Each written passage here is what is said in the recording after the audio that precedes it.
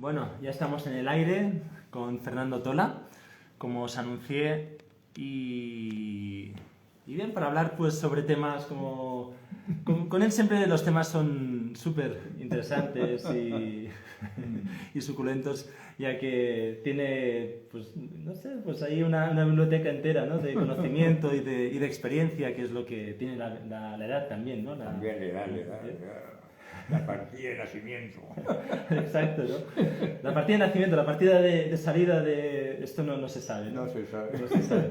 Pero bueno, y estamos aquí, pues como siempre un placer conversar con Fernando y en este caso para hablar sobre pues religión, muerte, sacrificios, ¿no? En la época peruana. en la cultura peruana, en la época precolombina. Y bien, ¿y con quién mejor que con Fernando, que es un gran sabio? Yo os recomiendo muchísimo que veáis el vídeo anterior, el directo que hicimos anterior, que fue improvisado y fue pues una conversación así abierta, sin ningún tipo Sin ningún tipo de plan. de plan, ¿no? Y hoy no es que sea, o sea, no es que sea menos improvisado, pero al menos tenemos un tema, una finalidad. Más concreto. Sí, y a la vez es pasarlo bien también. Hola, Paola. Qué bueno. Pues bien, pues tenemos este tema. ¿Por dónde podríamos empezar? No, mira, hablar sobre los incas es realmente una aventura, porque en realidad no existe ninguna información que podamos respaldarla o que podamos decir esto fue realmente así o esto estaba organizado de tal manera así. Hay muchas teorías, muchas hipótesis, pero no hay ningún fundamento histórico que sea Inalterable, o que sea, no tenga posibilidad de que sea discutido. Por ejemplo, que se mató a Atahualpa, pero uno dice, lo ahorcaron, lo quemaron, lo ahogaron. Yeah. Hay 4 o 5 versiones, o incluso que cayó Atahualpa preso porque los emborracharon con veneno a Sí. toda la cosa. O sea, hay una serie en todas cosas que no sabemos si las peleas entre Huáscar y Atahualpa era un ritual dinástico o si era una cosa improvisada o si todos los incas tenían que llegar a través de una batalla. No sabemos prácticamente nada porque todo lo que nos contaban eran los españoles. Los españoles siempre con su filtro, Con, o sea, con su filtro y con su concepto. O sea, por eso ellos dividen 12 indios y 12 incas y se dice, fueron 12 incas. Ahora hay la teoría que no eran 12 incas, sino eran 24, porque cada inca gobernaban 2 incas y no uno solo. Y se va inventando cada cosa y se va diciendo cada tontería, una peor que la otra, hombre, ¿no? Sí, o sea, ahí se puede observar, pues, digamos, como el argumento, ¿no? La narración se va cambiando según la época también, Claro, me imagino, ¿no? sí, cada época aporta más materiales y entonces se modifican cosas. Y sobre todo los extranjeros, ¿no? Que deslumbran mucho a los historiadores peruanos, me parece.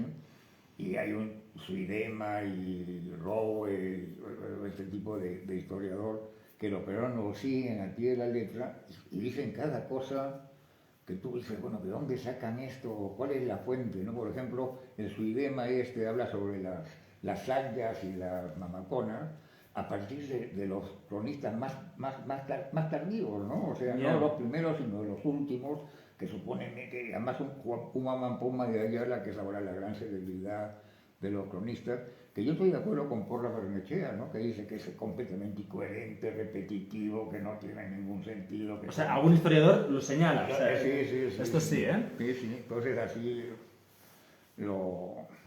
se crea, es muy complicado todo, ¿no? Muy, muy complicado. O sea, claro, porque tiene muchos estratos, supongo, de comprensión o de interpretación, ¿no? Sí, pero o sea que no hay la posibilidad de decir esto fue realmente así, ¿no? Porque entonces lo que te cuenta un español, por ejemplo, esto de las mamaconas y las sayas. Las mamaconas, dice, son las monjas, entonces no tienen ninguna relación con las monjas, o sea, no era el sistema... No es equivalente. No es equivalente, son las vestales como las vestales de Roma. Romanas. Tampoco es verdad, ¿no? No. Y entonces después hay una cosa que se llama las sayas, que son las niñas recogidas como tributo para el Inca, que tenían 8 años o menos y cuando llegaban a la pubertad las repartían. Entonces, estas mujeres la consideran también como maconas, entonces ya tú no sabes exactamente qué cosa es lo que te están contando y te están diciendo, ¿no? Entonces, ese es el gran problema que yo le veo a la historia del Perú, ¿no? Bueno, claro, y en general también, pues, hablábamos antes, pues, en el caso de los aztecas hay más información, o sea, hay más... En los aztecas hay más información por el hecho que ellos dejaron textos dibujados o textos más o menos escritos o en que contaban sus cosas y hubo un cura Sahagún que fue el que recogió una información tremenda sobre los Sagún. Sobre los aztecas, ¿no? Pero hay un aspecto que a mí me llama mucho la atención por el descuido que ha habido, que es el aspecto sexual. Ajá. Entonces, aparentemente no tenemos una idea de cómo fue cuál fue el concepto de sexualidad en los aztecas o en los incas. Y sin embargo, por ejemplo, Sagún en México recogió un cuento en que una princesa se enamora de un brujo porque estaba en el mercado con un pene muy grande. Entonces la princesa quería de todas maneras estar con este señor. Entonces el papá tuvo que bajar al que era el rey, traerse al bufo, casarlo con la hija, con lo cual se convirtió en un general importante, pero trabajando como brujo. Y en el Perú no ha habido ningún relato, los relatos que hay son como muy románticos, muy así, y sin embargo tenemos una producción inmensa de huacos que son cerámicas sexuales, en que está todo tipo de actividad sexual, incluso con animales, incluso homosexuales, o sea, cualquier tipo que tú piensas, esto es así sexualmente, bueno, eso está reflejado en una cerámica. Y eso, bueno, también hay en Roma, en Grecia también se producía esa misma cosa. Allá tenemos la información porque hay mucha narrativa sexual romana o griega de la época antigua. Pero en el Perú, en cambio, no existen esos cuentos ni tampoco en México, ¿no? O sea, cuando tiene que haber habido, probablemente que los sacerdotes deben haber impedido recogerlo. Claro, cómo se vivía o cómo... Y luego también, otro aspecto que quizá también sería interesante de recalcar es qué relación, ¿no? Había con, o sea, si había el concepto de madre tierra, ¿no? El padre sol, ¿no? Y a partir de aquí, pues por ejemplo, o sea, en Mesopotamia, por ejemplo, pues había un tipo de ritual en el que el rey inseminaba la tierra, o sea, literalmente, ¿no? O sea, era como que inseminaba la tierra y entonces, bueno, había todo un ritual y que si no salía bien, pues ese rey se lo mataba, bueno, en fin, era muy peligroso ser rey en aquel momento. Entonces, no sé si habría algún tipo de paralelismo, ¿no? en relación a la... Había bueno, los incas decían que eran hijos del sol, ¿no? O sea y eran los que iniciaban los embrios, los que manejaban en las fiestas principales. No hubo una relación así erótica tan fuerte con la tierra y los incas, pero sí había pues una dependencia muy fuerte hacia los dioses, ¿no? Primero hacia Huiracocha y después ya con Pachacútec pasan a Intia, al sol. Entonces todo eso es toda una mezcolanza muy grande, ¿no? Por ejemplo, no se sabe cuánto tiempo se demoró el Imperio Incaico en conquistar ese territorio tan extenso que encontraron los españoles. Entonces uno dice, no fue inmediatamente a partir de Pachacútec, en 50 años se conquistó todo ese territorio. Y otro dice, no, comenzó desde el segundo Inca o el primer Inca a llegar a ir creciendo. Entonces no se sabe prácticamente nada de esas cosas, ¿no? Entonces es muy complicado centrarte en esos temas, ¿no? Ya, pero en cambio lo hacemos, ¿no? O sea, en cambio pues hay toda una, digamos, bueno, hay un folclore o No, hay una cantidad inmensa de testimonios que se consideran científicos sobre la historia de los incas, ¿no? Pero Tiahuanaco es un mundo completamente desconocido en que se dice que son los extraterrestres los que crearon Tiahuanaco, los que crearon... Y bueno, tú no sabes que es posible porque aparecen dibujos, aparecen figuras que te representan que sí, posiblemente eran extraterrestres o bueno. Y luego también está, claro, pues, no sé, las líneas de Cuzco, ¿no? Por ejemplo, de Cuzco, ¿no? Sí, ¿no? El colibrí, ¿no? Que son más de 400 huacas que hay desde las líneas que salen del Cuzco. O sea, la religión era un elemento importantísimo en el Imperio Incaico, ¿no? O sea, era era pues la base de control, ¿no? Porque desde el momento que el Inca no era un ser humano, sino era un hijo del sol, él tenía la autoridad para hacer todo lo que quisiera, ¿no? O sea, no había ninguna limitación en su poder. Y eso le permitía pues, organizar todo a su manera. Entonces, por ejemplo, Pachacútec parece que fue el que cambió el sistema de Viracocha al sol, el que reformó la ciudad del Cusco, el que hizo la gran batalla contra los chancas, el que hizo la extensión del Cusco. Y sin embargo, salen otros historiadores como Ribagüero que te dicen, no, era Viracocha el que hizo todo eso y se le confundió y se lo atribuyó a Pachacútec, pero Pachacútec no es. Entonces dices, bueno, ¿cuál será la verdad de esto? ¿No? Y hay un paralelismo también con Egipto, ¿no? Porque bueno, con Egipto, con China, con Akhenaton, ¿no? Bueno, claro. Sí, o sea, las pirámides y todo ese tipo de cosas, como en México también, tú no dices, bueno, ¿de dónde salen estas cosas, no? Yo tenía un tío, que es hermano de mi madre, que él pensaba que era al revés, que no era que los egipcios vinieron a Perú, sino que los peruanos fueron egipcios y fueron a China y fueron a todos lados y fue lo que enseñaron a hacer cosas, ¿no? Y ahora la influencia más bien de China, de India, yo me imagino que es al revés, ¿no? Que debe haber llegado algo que, sí, porque llegaron de alguna manera, ¿no? Pero habría alguna línea que pudiese indicar pues que venga de China, o sea, sí, o sea, cualquier nave que se perdía, ¿no? O sea, y aparecía, y hay muchas leyendas sobre ese tema, ¿no? O sea, tanto de América como también de los países asiáticos, ¿no? O sea, como que sí se perdió una cosa y llegaron ahí, ¿no? Y los gigantes también es una historia que recorre toda América, ¿no? Bueno, esto de los gigantes también es una cosa muy curiosa, ¿no? Sí, luego tenemos sí. los moais, por ejemplo, ¿no? En la isla de Pascua. Sí. Pero ese tipo de cultura así tan gigantesca, ¿a qué se debía, no? O sea, ¿por qué se hacían esas cosas tan grandes? Y cómo trasladaban esas piedras que pasaban toneladas, ¿no? Dice que la llevaban 40.000 indios. Pero tú dices 40.000 indios, una piedra por grande que sea, no entran los 40.000 indios. ¿Cómo agarran a los 40.000 indios? Claro, sería una línea súper extensa, ¿no? Todos ahí estirando, ¿no? O sea, no llegaban las piedras, no alcanzaban porque no tuvieran 40.000 indios empujándolo, ¿no? Ese tipo de cosas son muy extrañas, ¿no? O sea, claro, y cómo se desplazan, ¿no? Sí, o sea, sí. Porque no había rueda. Claro. Entonces con palos, o sea, con palos o jalando como sea, ¿no? Pero bueno, es una barbaridad, ¿no?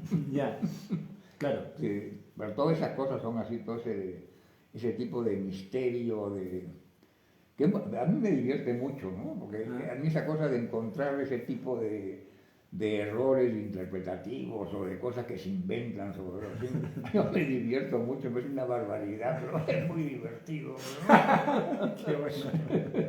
Sí, ¿eh? Sí.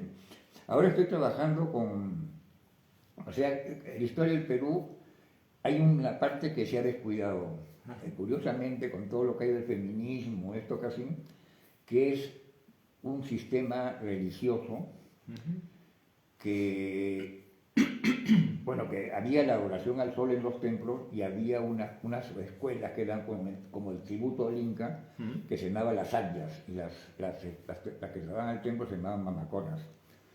Entonces, el imperio incaico era un estado absolutamente clasista. O sea, no es que fueran... Teocrático, ¿no? Sí, teocrático. Y piramidal, ¿no? Sí, y los incas, los que eran incas, y todo el resto era simplemente muchedumbre. La purria.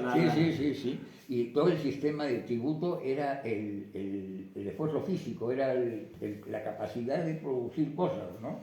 Entonces, les importaba 4 cominos todo. Las mujeres no significaban nada para los incas, las regalaban continuamente, las sacrificaban. Cuando dicen, llegaron entonces para poder congraciarse con los curacas, le regalaron 10 mujeres, ¿no? O se llevaron 40 mujeres que se llevaron al Cusco. Entonces la mujer era un objeto que se manejaba de intercambio y todo así, poco más. Entonces, como dice un marxista, eran depósitos, depósitos de mujeres que se usaban para comerciar y para llevar. Entonces, esta cosa de las mamaconas y las águilas es muy interesante porque las mamaconas eran gente necesariamente de sangre inca. no podían ser de otro, no sé, como dice O sea, sí, no, como dice el Inca Garcilaso, eran extraterrestres, digamos, ¿no? eran incas, no podían ser... Eran puras. Puras, ¿No? o sea, descendientes de los incas. Y las sayas pasaban a ser como sirvientas de las mamaconas cuando se repartían, estas para el inca, esto para los dioses, entonces pasaban a ser como las servicios. que eran las niñas. Las A los niñas. 13 años, 14 años se repartían, entonces pasaban a los templos también a servir a las mamaconas, y las mamaconas les enseñaban esto, y otras, bueno, ya habían sido educadas en estos ayahuasis, habían sido educadas en la cultura incaica. Entonces, en el momento que las casaban o las regalaban a los huasecas, a los generales, a la gente importante del imperio, que no eran incas, a esa cantidad de gente, las mujeres transmitían toda la cultura incaica y servían a la vez de espionaje, porque cualquier sublevación que saliera cualquiera de ellos, ellas inmediatamente avisaban. Avisaban. ¿No? Claro, esa era su misión también, ¿no? Ah. Entonces era toda una estructura simplemente de culturización y de control social. De control político. social, ¿eh? Sí. Entonces, era bueno, entonces había la que el Inca se llevaba para su harén, había las que iban a los templos del sol, los que iban a las huacas, los que iban a las panacas, y pues las que sacrificaban porque era la fiesta del sol, o porque el Inca se enfermaba, o porque el Inca se moría. Y también, bueno, este tipo de cosas de poner a trabajar también a ellas exclusivamente en tejer y coser, cosas finísimas, ¿no? Tejer. Tejer. Hacían un tipo de lana con alpaca, que se llamaba cumbi, que era finísima, y eso lo usaba el Inca, ¿no? O sea, lo hacían para el Inca o para los dioses. Y una cosa muy curiosa también era que, como parte del tributo del Inca, o de los incas a los dioses, le quemaban todo este tipo de ropa fina, ¿no? O sea, ponían cantidades de ropa fina y la quemaban. Ponían hojas de coca y la quemaban. Le ponían comida y la quemaban. Le regalaban y por lo tanto, claro, la relación que se establecía con, digamos, con el invisible, con lo trascendente, con los dioses, ¿no? Digamos, o sea, era una relación muy del sacrificio y de... Sí. ¿no? Y también se sacrificaban animales, se sacrificaban niños, se sacrificaban mujeres y hombres. Era todo un rito de adoración al sol, ¿no? Y a las huacas también pasaba la gente. La huaca podía ser una piedra, una planta, un cerro, lo que se fuera, que consideraban ellos como especial. Pues pasaba la gente y le regalaba comida o dejaba regalos, todo ese tipo de cosas, ¿no? Había un sentimiento muy fuerte de conexión con la divinidad, ¿no? Y luego los sacrificios, o sea, quien iba a ser sacrificado lo vivía, o sea, hay información de si se vivía pues de una forma pues con ganas, o sea, alegre, o sea, como qué bien que me van a sacrificar por... Es lo que no se sabe, o sea, se dice que los padres no sufrían porque cuando iban a sacrificar a sus hijos, porque si sufrían se les castigaba y les mataba. Sí. Entonces tenían que estar contentos de que sus hijos fueran a ser sacrificados. Incluso ellos los regalaban a los hijos porque eso les daba un estatus social que les permitía tener algo más o una situación mejor en relación con el Inca.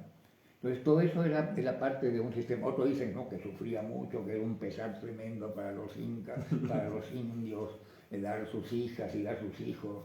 Pero bueno, la gente no se sublevaba, no había sublevación, había pequeñas revueltas que eran inmediatamente abolidas, ¿no? Sí, claro, y cuando iban los incas, cuando un inca subía al poder, habían pequeñas sublevaciones de los pueblos, pero era inmediatamente con el ejército incaico y se acababa el chiste, ¿no? Y eran unas matanzas tremendas que hacían los incas cuando el pueblo lo conquistaban, ¿no? Sí, O sea, ellos en principio lo que se dice es que llegaban a un pueblo que no estaba conquistado y mandaban una delegación para decirle, seamos amigos, seamos buena gente, quieran al sol, obedezcan al Inca, entren a formar parte de nosotros, les vamos a educar, les vamos a darle comer, les vamos a vestir. Y si ellos decían que bueno, pues no había problema. Pero si decían que no, entonces tenía que entrar el ejército inca y matar a medio pueblo, ¿no? Que todos obedecieran al... Sí, sí, sí. Claro. Entonces ese medio pueblo que había desaparecido era reemplazado por otros pueblos, que los incas seleccionaban hombres y mujeres y los mandaban a ese pueblo. Entonces los nuevos que llegaban controlaban a los del pueblo, a los originarios, a los nativos. Lo controlaban y aparte de eso comenzaban a educarlos y enseñarlos también en toda la cultura incaica, ¿no? Claro, porque había una diferencia. O sea, sí, claro, eran pueblos muy, muy elementales que nunca llegaron, la mayoría de ellos, nunca llegaron a integrarse al incanato, al Tahuantinsuyo. Sí. El Tahuantinsuyo, que es el nombre de los cuatro suyos, ¿no? Lo que había.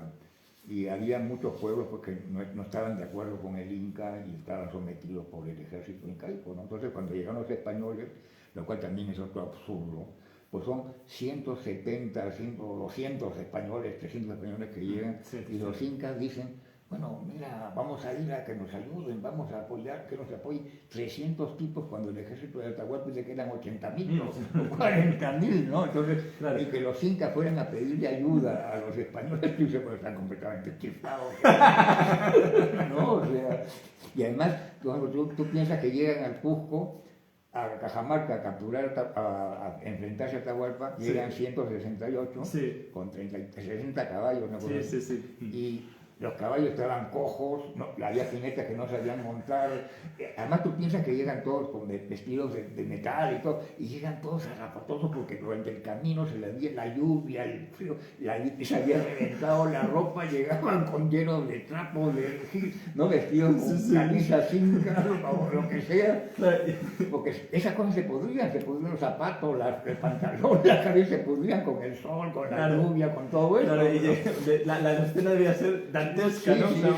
O sea, el choque, ¿no? Porque porque los incas, claro, tenían oro, o sea, tenían, digamos, toda una serie de minerales, ¿no? Y luego también me decías, pues, que eran muy elegantes, o sea, que tienen, eran muy refinados también. Ropa finísima, ropa finísima, y tomaban vasos de oro, comían en platos de oro, los cubiertos, no era cubierto, lo comían con la mano, ¿no? Entonces eso era así. Claro, y llegan estos, ¿no? Llegan todos mal vestidos, todos rotosos, y conquistan estas cosas, una cosa que no llegas a comprender, ¿no? No, claro.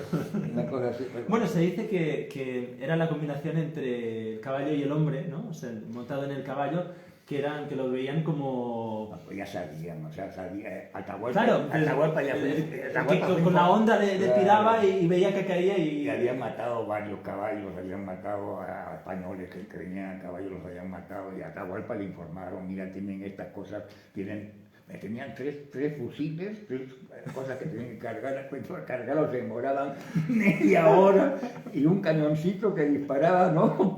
Salía una piedrecita que caía.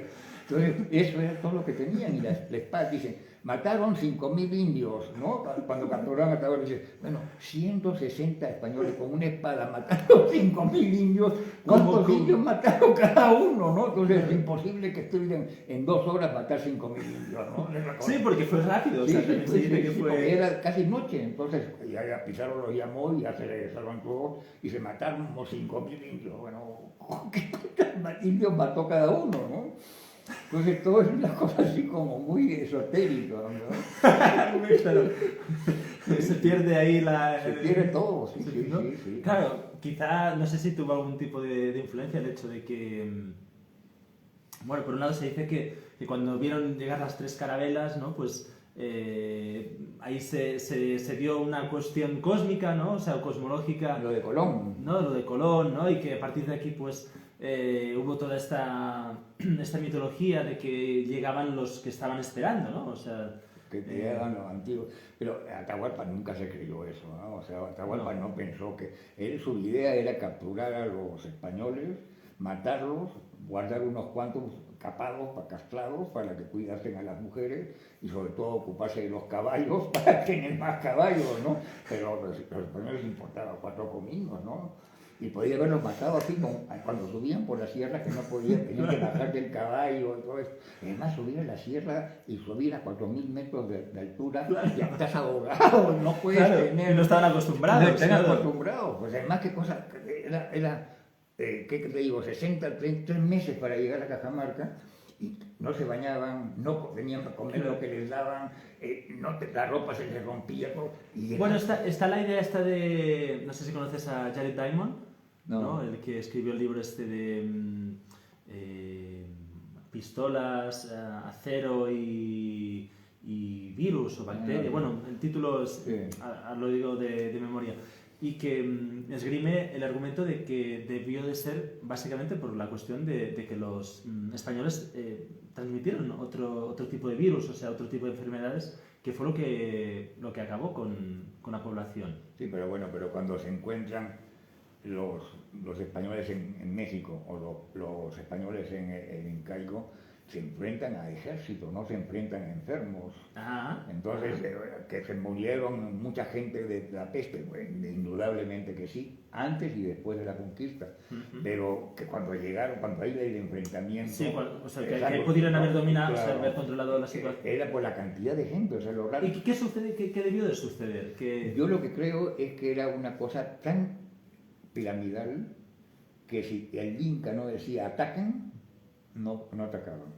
Eso es lo que dijeron los capitanes. Yo estuve varias veces dispuesto a ir pero Atahualpa me detenía y me decía no.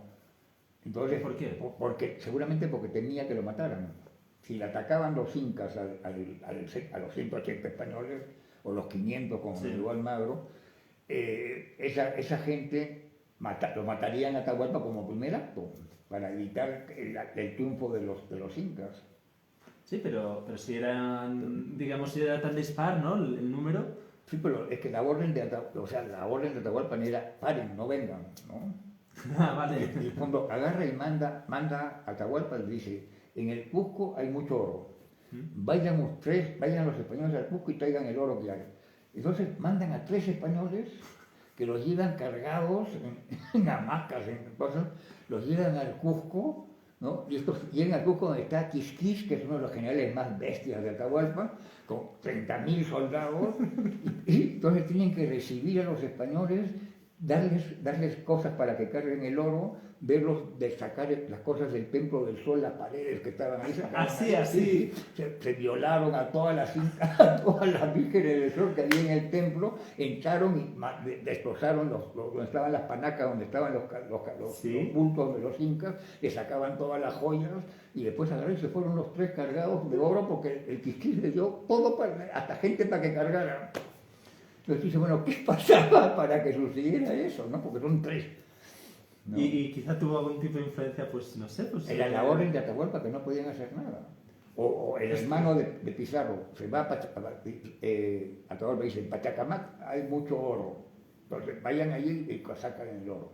Entonces se va el hermano de Pizarro con 20 gente, llegan a Pachacamac, encuentran que no hay tanto oro, pero hay mucho oro, pero no tanto como pensaban ellos.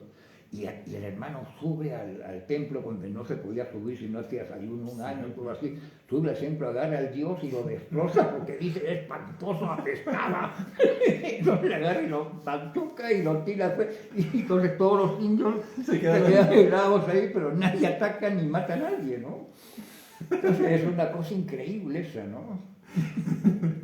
Y sin embargo dice, bueno, llegó Atahualpa con su gente y mató a 30.000 indios en este pueblo. Bueno, pues no puede matar a 30 españoles, hombre, ¿no? Qué curioso, ¿no? Es muy extraño todo eso, ¿no? Ajá. Pero yo creo que es la cosa esa de la orden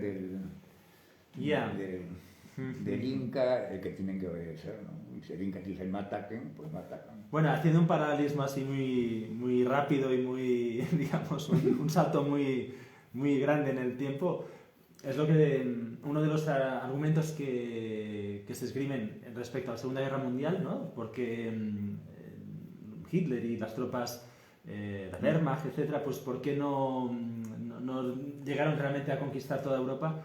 Era porque había, pues el mando era único, es decir, Hitler, o sea, había toda una cadena de mando que era pues súper jerárquica, ¿no? Entonces de alguna forma estaban siempre esperando a que Hitler aprobara, Y era entonces otra. ahí se demoraban en el tiempo, ¿no? Y en Sí. cambio los norteamericanos, ¿no? Con un concepto pues, más democrático, etcétera, pues eran, las órdenes eran mucho más horizontales y eran mucho más del momento, ¿no? Entonces, bueno, de alguna forma aquí se repite algo La que... cosa de sí. ¿no? Pero también ahí lo que intervino también ahí, por ejemplo, fue lo que se dice que intervino en América, es la superioridad de las armas, ¿no? O sea, el caballo, la espada, Sí, todo ese tipo. Pero en cambio, en la guerra mundial, sí los americanos dieron un aporte económico tan fuerte que fue el que inclinó la balanza. Claro, a claro, favor sí, de- esto evidentemente. sí, o sea, ahí era muy fuerte el apoyo norteamericano. En cambio, yo no creo que 160 españoles con 4 pistolitas, ¿no? Y Claro, de la época, Sí, ¿no? sí, De aquel sí, momento, sí, ¿no? sí, sí. Pues hay algo que se no, bueno, que se escapa, ¿no? Entonces a la... Ahora, tú piensas que es una plaza cerrada, ¿no? Sí, Una plaza cerrada. Entonces, eso dicen que los... estaban escondidos los españoles con sus caballos llenos de cascabeles, con un cañoncito puesto en un sitio, las 13 pistolitas, las escopetitas puestas por un lado, y entra Atahualpa con primero una cantidad de gente limpiando el piso. Pues, bueno. Después viene Atahualpa encima de un altar, ¿no? Cargado por los nobles, por los más importantes incas que lo apoyaban. Entonces entra a la plaza y en ese momento, cuando viene el cura Velarde y le da la Biblia y Atahualpa la tira al suelo porque no sabe lo que es eso, jamás ha visto un libro, entonces Pizarro da la orden de que se ataquen. Entonces salieron los 60 caballos con todo, con cascabeles, el otro tira su balazo, el otro tira sus 3 disparos, y Pizarro corre, entre toda esta gente, corre a coger a Atahualpa. Entonces un español le clava una espada en la mano a Pizarro, pero él coge a Atahualpa, lo jala, lo carga y se lo lleva corriendo a su casa. Mira tú, y ahí los encierran, ¿no? Los encierran con sus mujeres, ¿no? Sí. No, además lo tienen ahí, dice que sin estar de prisionero, y estaban sus mujeres, estaban sus servidores, venían su familia a visitarlo, era una cosa... Y todo estaba ahí cerrado, ¿no? Sí. Creo que en un salón especial, ¿no? No, o sea, lo que habían eran cuartos grandes, no había cuartos pequeñitos. No habían camas, la gente no dormía en cama, dormía sobre mantas en el suelo. No comían en mesas, no había sillas. Entonces todo eso era bueno, dice, estaba Atahualpa ahí, pero todo estaba realmente como un miserable, ¿no? Lleno de oro, o sea, repleto de oro, ¿no? Y todo, claro, porque los españoles al día siguiente fueron al campamento y encontraron todas las mujeres, 5.000 mujeres, dice que había en el campamento, se las trajeron. Bueno, dice, trajeron 5.000 mujeres. ¿Y quién las alimentaba a las 5.000 mujeres? ¿No? O sea, eran 80.000 soldados. ¿Y cuál era la capacidad de alimentar y de mover a esos 80.000? ¿No? Querían una especie de control increíble para alimentarlo, llevarlo, que obedecieran y se escucharan todo, ¿no? Porque no había autoparlante, no había nada de eso, ¿no? Qué bueno. Entonces, es una cosa rarísima, ¿no? Sí. Qué bueno. Bueno, ya veis, la conversación, lo que da mucho de sí. Volveremos otro día porque esto, bueno, tiene muchas ramificaciones. Sí, hay muchas cosas. Claro, hay muchas cosas sí. y estos matices a la vez tienen, digamos, bueno, hoy día también, ¿no? O sea, nos están... Claro, por un lado, pues hay toda una reivindicación, ¿no? También, pues, de la cultura, ¿no? Precolombina, o sea, digamos, hay una como necesidad de reivindicar, pues, los pueblos originarios, etcétera, ¿no? Pero por otro lado también, pues, por lo que nos dices, pues también hay, digamos, esa especie de boira, de niebla, ¿no? En la que nada es seguro, ¿no? Entonces, no es como aquí, ¿no? En Europa, pues, habrá más tergiversación o menos respecto a los textos, pero hay como, digamos, una... Por el testimonio escrito, pues. Un testimonio, claro, ¿no? Entonces ahí... ¿no? Que eso es importante, hombre, ¿no? Claro. Bueno, gracias por escucharnos, por escuchar a Fernando. Ya veis que es un sabio en todo el sentido de la palabra. Sí. Y bueno, volveremos. Un saludo, chao. Chao.